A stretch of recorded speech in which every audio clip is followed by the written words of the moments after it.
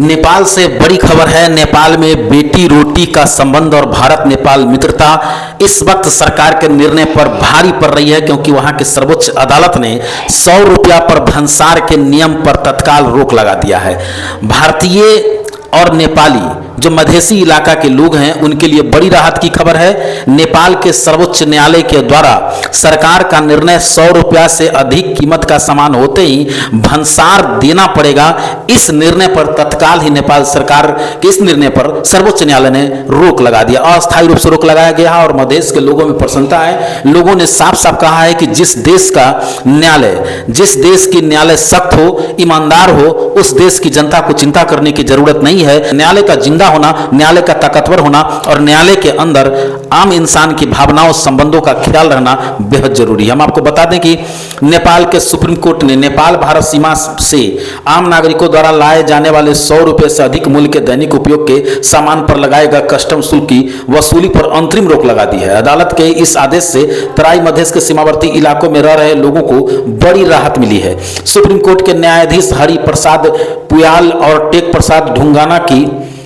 संयुक्त पीठ ने शुक्रवार को प्रधानमंत्री एवं मंत्रिपरिषद कार्यालय, वित्त मंत्रालय समेत संबंधित निकायों को निर्देश दिया कि अंतिम निर्णय आने तक दैनिक उपयोग की वस्तुओं पर सीमा शुल्क नहीं वसूला जाए। दरअसल नेपाल सरकार ने 2 मई 2082 को जारी अधिसूचना के तहत नेपाल भारत सीमा से लाए जाने वाले 100 रुपये से अधिक मूल्य के सामान पर कस्टम शुल्क अनिवार्य कर दिया था।